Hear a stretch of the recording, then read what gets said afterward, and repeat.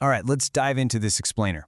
If you've ever felt that crushing, suffocating weight of pressure right before a major meeting, or you found yourself stumbling over words you literally practiced 100 times, well, you're in exactly the right place.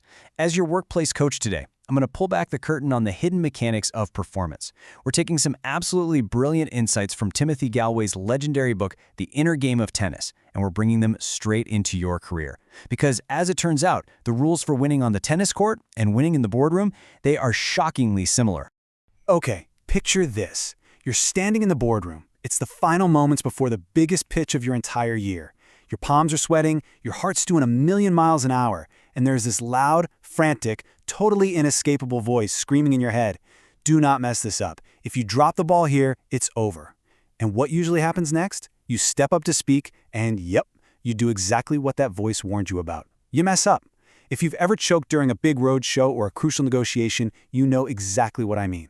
And this brings us to a massive realization from Gallwey. He said, what defeats you isn't the opponent. It's the voice in your head that won't shut up. See, Gallwey was a tennis coach at Harvard back in the 70s, and he noticed something totally fascinating. The more he gave his students hyper-specific instructions, bend your knees, adjust your wrist, the worse they actually played. But when he just told them to stop overthinking and just watch the seams of the ball spinning, they played brilliantly. He realized the person across the net isn't the real threat. The real threat is that inner voice that simply refuses to zip it. Now here's where it gets really interesting for us. We spend literally 99% of our time prepping for the outer game, but we almost always lose because of the unseen inner game. The outer game is the tangible stuff, your slide deck, the financial models, your audience, your delivery. We obsess over that for weeks, right? But the inner game? That is the invisible battle raging inside your mind. It's the nerves, the sudden fear of failure, the totally crushing self-doubt. Gallwey realized that making an external mistake is almost always just a symptom of losing that internal psychological battle. So, to win this mental battle, we've got to know who's actually fighting up there. Inside your head, you basically have two distinct personas. Let's call the first one Self 1. Self 1 is basically a micromanaging boss. It's that harsh inner critic barking orders, judging your every move, constantly pointing out what you're doing wrong. Then you've got Self 2. Self 2 is your highly capable subconscious. It's the part of you that has absorbed every skill you've ever learned. Think about how you learned to ride a bike. Nobody gave you a physics lecture on gravity, right? Your Self 2 just figured it out through feeling and experience. Here's the kicker. The core problem is that Self 1 simply doesn't trust Self 2. When Self 1 starts micromanaging every single word you say, it completely paralyzes your highly competent Self 2, and that's why you choke under pressure. It's a massive lack of trust.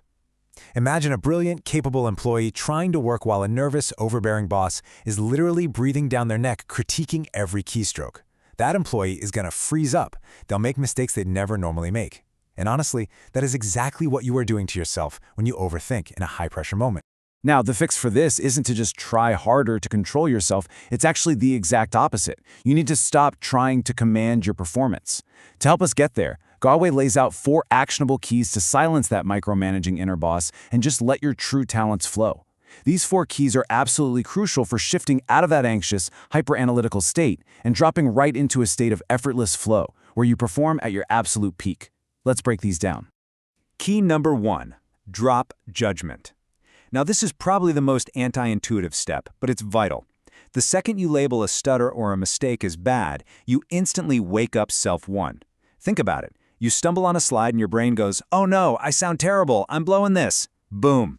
Self 1 is awake and hitting the panic button. Instead, you've got to train yourself to observe facts neutrally, kind of like a scientist. If you miss a bullet point, just note to yourself, "I skipped a point. No good, no bad." When you take away the emotional judgment, you literally starve your inner critic of the fuel it needs. Moving to key number 2, trust your accumulated knowledge. Basically, you have to stop giving yourself hyper-specific commands mid-presentation. You need to trust that Self 2 already knows how to do the job perfectly. I mean, you don't actively tell your tongue how to form syllables when you're chatting with a friend, right? You just speak. So why on earth are you actively commanding yourself to stand up straight, smile more, and speak slower, all at the exact same time during a pitch? Your body doesn't process complex verbal commands mid-action. Just give Self 2 a clear picture of the goal and then get out of its way. Key number 3 is a concept we can call sports meditation. This is all about giving your attention a gentle, specific physical anchor to quietly occupy your mind. See, you can't just forcefully clear your mind. If you try not to think, you're just going to think about how much you're thinking.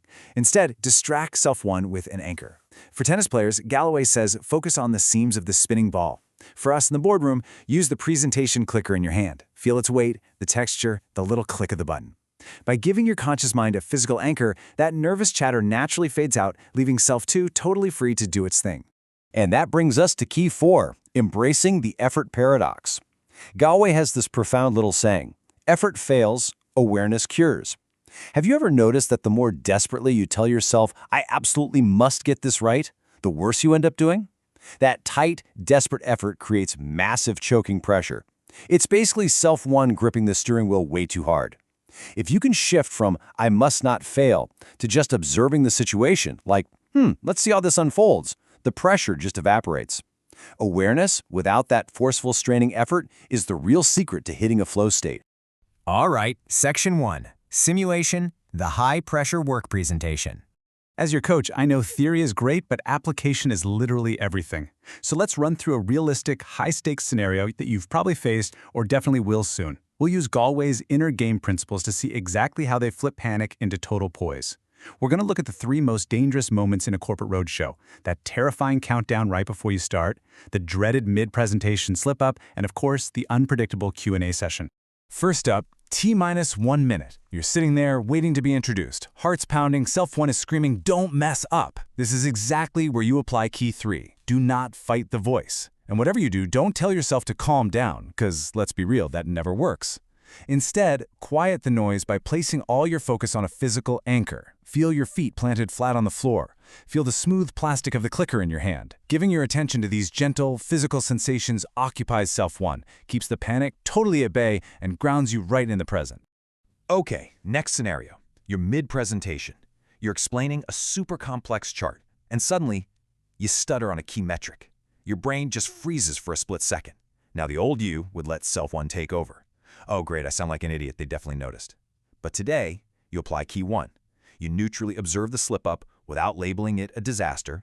You literally just think, I tripped over that word, moving on.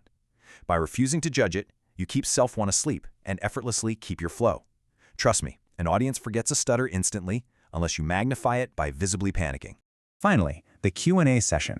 The most intimidating stakeholder in the room leans forward and aggressively challenges your core data. Self-one instantly wants to panic, get super defensive, or over-explain everything. Don't let it. Apply key 2. Take a breath. Instead of freezing under the scrutiny, release control. Trust the massive reservoir of knowledge that your capable self-2 has built up over your entire career. You know your data. You built a presentation. Let your subconscious retrieve the answer. Just start speaking calmly, trusting that your mind and body know exactly what to do. Moving on to Section 2, redefining the workplace challenge. Once you truly master the inner game, it completely changes how you view high-pressure meetings and difficult colleagues. It stops being about basic survival and actually becomes about growth. Gallwey has this really beautiful way of reframing competition. He says your opponent isn't there to destroy you. They are there to help you see how far you can go. Think about it. Playing tennis against someone way worse than you doesn't push you to get better, right?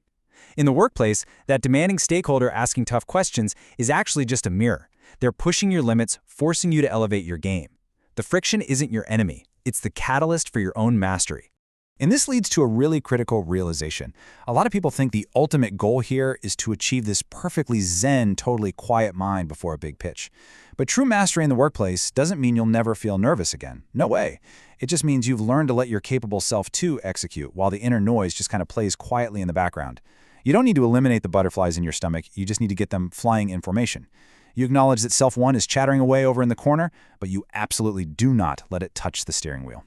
So the tools are completely in your hands now. You understand the outer game, and more importantly, you understand the inner game.